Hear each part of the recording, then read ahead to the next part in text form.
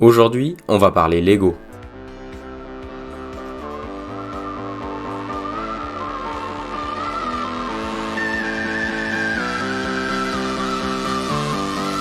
S'il y a bien une chose que j'aime dans la vie, c'est Star Wars évidemment. Mais il y a aussi d'autres choses que j'aime. Des trucs un peu exotiques comme le lancer de haches.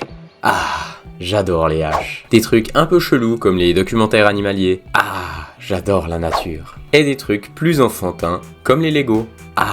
J'adore les Lego. Impossible de dire si c'est de la pure nostalgie ou le simple fait de construire, mais j'adore ça. Vu qu'on est sur une chaîne dédiée à Star Wars, on va parler Lego et Star Wars évidemment.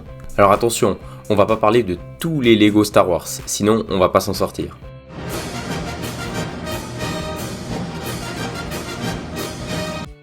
On va se focaliser sur les Lego Star Wars au format diorama. Si vous n'avez jamais entendu le terme diorama, ne cherchez pas, il n'y a juste aucune chance pour vous de deviner ce que c'est. Au mieux, vous allez vous dire qu'il s'agit d'une variété de sushi et spoiler, c'est pas du tout le cas. Pour faire simple, un diorama est une scène de vie figée dans le temps et elle implique des modèles et un décor. Quand vous allez au musée et que vous voyez des animaux empaillés dans une reproduction de leur environnement, c'est déjà un diorama. Alors, je vous rassure, vous n'êtes pas obligé d'aller chasser le banta sur Tatooine et vous devez pas non plus remplir votre salon avec du sable pour espérer reproduire un diorama Star Wars à la maison. Vous pouvez faire des versions miniatures avec des figurines ou même tout reproduire à la main avec de la peinture, de la résine, de la mousse et j'en passe. Et sinon, vous pouvez le faire en utilisant des Lego. C'est comme ça que plein de fans ont commencé à le faire. Ils assemblent différents sets de Lego pour reproduire des scènes issues des films.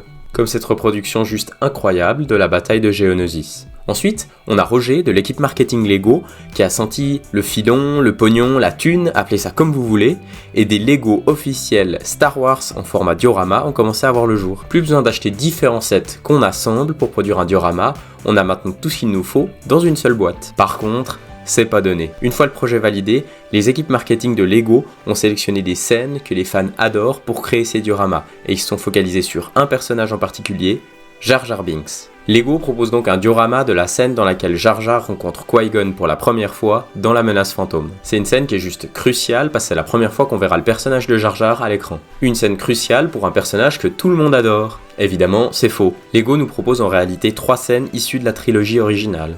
La fameuse scène du compacteur qui met en avant Leia, Luke, Han et Chewbacca. La scène de la poursuite dans les tranchées de l'étoile noire visant à détruire cette dernière. Et pour finir, on a l'entraînement de Luke sur Dagobah avec ce brave Yoda. Vu que je suis un rat, j'ai pris le set de la poursuite dans la tranchée qui est le moins cher.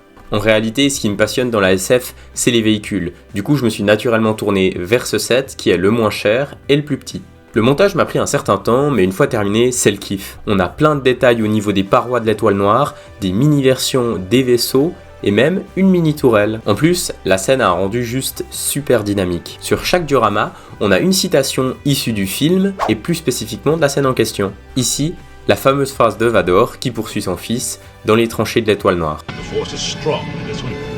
Du coup, je vous recommande les dioramas Star Wars. C'est vrai que c'est pas donné, mais c'est juste superbe. En plus, en utilisant le code ALIN et en passant par le lien dans la description, vous bénéficiez de 5% de remise. Et moi, je me fais 10 000 crédits républicains. Ah merde, j'étais pas censé parler des clauses du contrat. Plus sérieusement, j'y gagne rien, je vous donne juste mon avis sincère. Je trouve ça vraiment cool, mais un peu cher. C'était Alain le Mandalorien, ciao.